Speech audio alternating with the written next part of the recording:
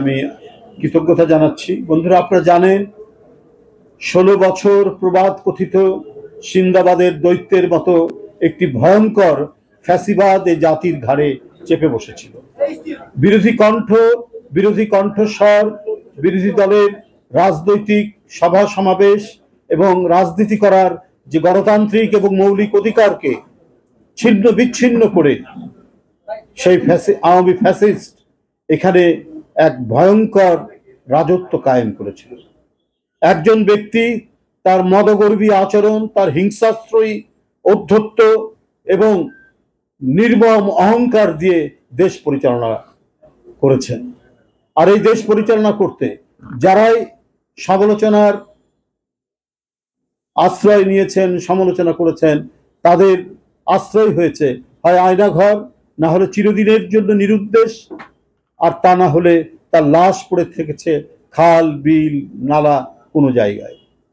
Crossfire আর গুম ছিল আওয়ামী সরকারের আমলের নিত্যদিনের সংস্কৃতি।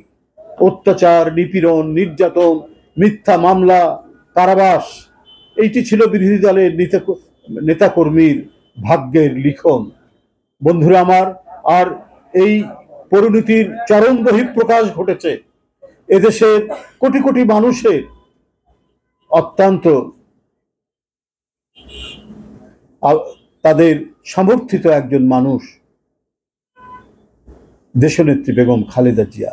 গণতন্ত্রের জন্য, হারানো গণতন্ত্রের জন্য যিনি বারবার লড়াই করেছেন, গণতন্ত্র পুনরুদ্ধার করেছেন, তার স্বামীর দেওয়া সেই বহুদলীয় গণতন্ত্রকে তিনি বারবার বিপন্ন হওয়ার হাত থেকে পুনঃপ্রতিষ্ঠা করেছেন।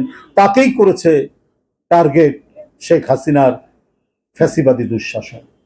তারা এবং তাদের প্রভুরা এদেশ থেকে জাতীয়তাবাদী শক্তির শিকড় সহ উপড়ে ফেলার এক গভীর চক্রান্তের মধ্যে নিপতিত করেছিল এই দেশকে।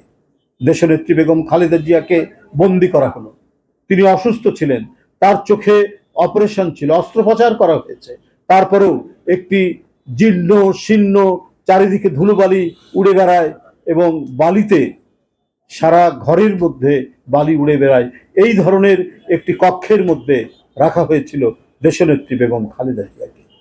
তিনি যাতে আরো অসুস্থ হয়ে পড়েন, তিনি যাতে আরো বিপন্ন হয়ে পড়েন, এই ধরনের গভীর চক্রান্ত চলেছে।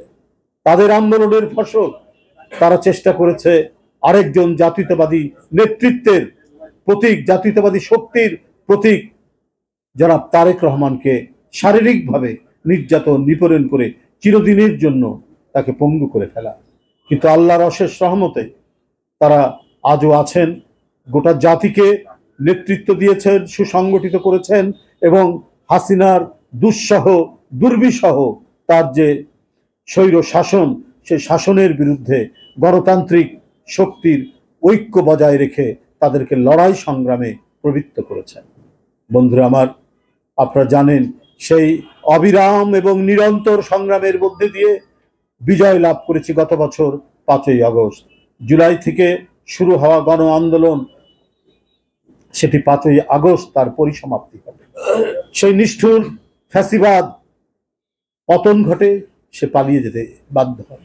কিন্তু তার রক্ত পিপাসু, তার যে চৈতন্য, তার রক্ত পিপাসু, তার আকাঙ্ক্ষায় কত তরুণ তরুণীর জীবন চলে গেছে, কত শিশুর জীবন চলে গেছে, কত রিক্সা শ্রমিক এবং শ্রমিকের জীবন কেড়ে নিয়েছে সে।